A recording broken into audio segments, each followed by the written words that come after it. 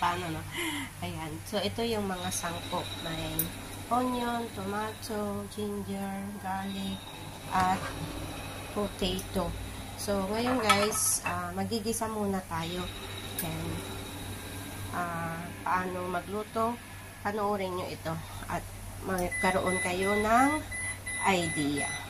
So, tara guys. So, andyan na yung paglutuhan ko guys. So, lagyan ko na lang siya ng mantika. So, 3 tablespoon. Pero tatantyahin ko na lang. Ayan. Ayan. 3 tablespoon na mantika. Tapos, isunod na natin yung cumin. Cumin. Ayan. Ayan, cumin. Wala tayong kasuri michi, guys. So, ililib na lang natin yun. Ayan.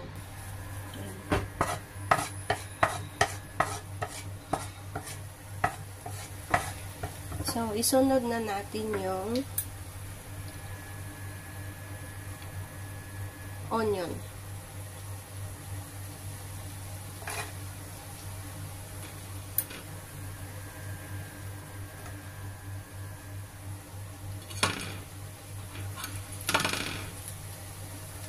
Ayan, mahilig sila sa onion, guys. So, marami yung onion.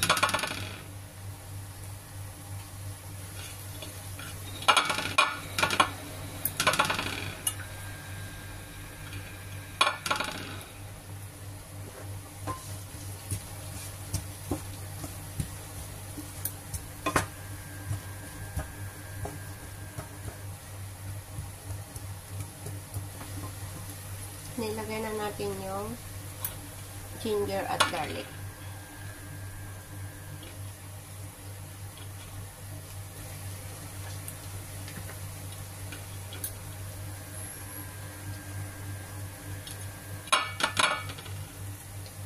Ayan. So, lutuhin muna natin.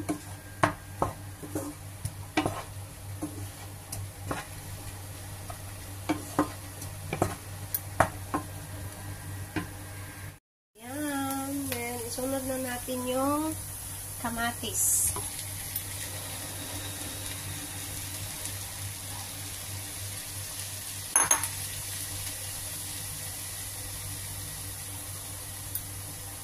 Kamatis. Sa atin, ginisa na lang ito ginisang repolyo. Ginisang cabbage. Sa kanila, maraming proseso.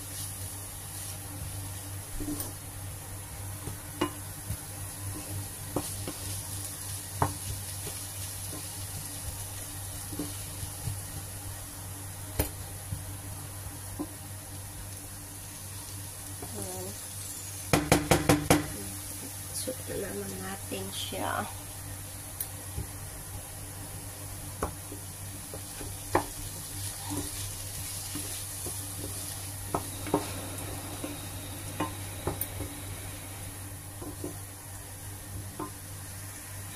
Patalastas guys. Ayan, nagluluto pa ako dyan ng isang palayok na sibuyas din. Ayan. Ayan, nilagay na natin yung patatas. Isang patatas.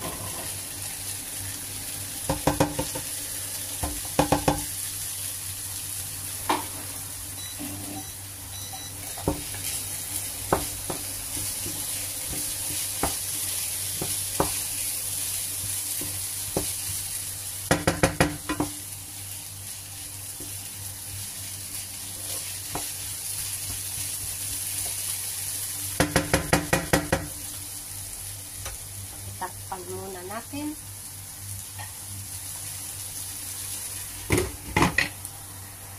So, ayan. Muna natin. Lagyan na natin siya ng mga ingredients. So, lagyan natin siya ng turmeric. Ayan, turmeric. chili powder, coriander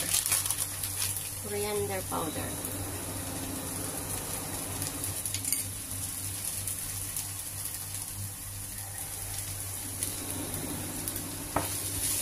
halo-haloin, mekos-mekos.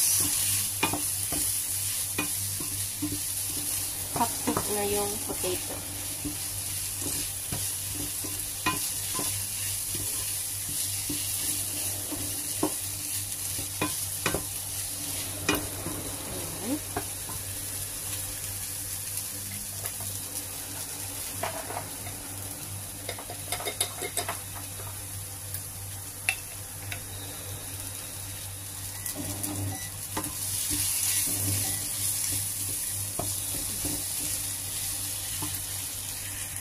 Yan, lagyan natin siya ng salt. So, lagyan natin siya ng salt.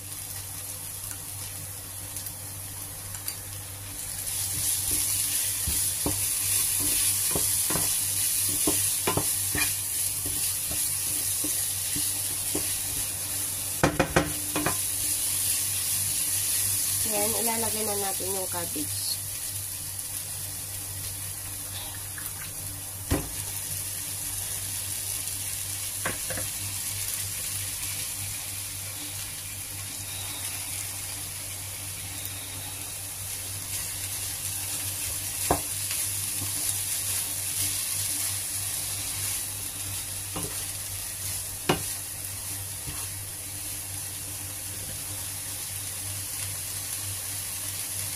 Dami.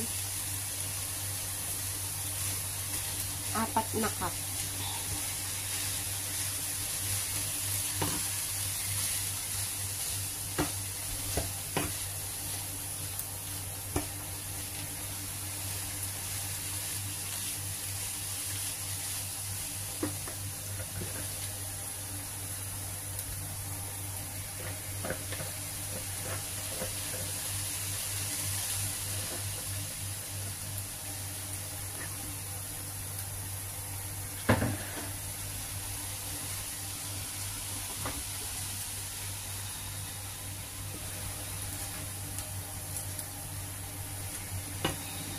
Ang dami.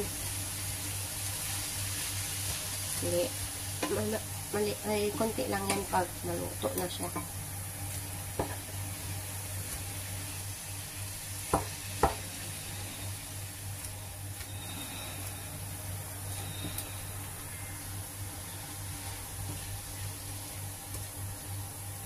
Ayan, nahalo-halo na natin. So, takpan na natin is para lutuin.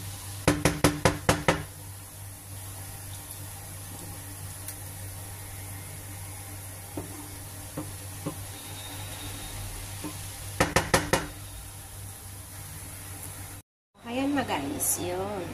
O, diba? O. Ayan. Hindi ko na rin lagyan ng tubig kasi nga, diba, magtutubig yung cabbage. So, the last part is lagyan natin ng garam masala. Tapos, mamaya, pag sinerds, lagyan na natin ng coriander. So, hindi ko na may papakita sa inyo guys, yung coriander kasi mamaya pa naman ako mag-serve. So, ayun. Salamat sa panonood guys. Thank you so much. Ayan. Diba? Simple lang ang ulam nila. Kung sa atin, ginisa na natin ito ng carne. Yung repolyo. So, yun lang guys. Thank you so much. Bye-bye guys. God bless you all. Bye. Yan.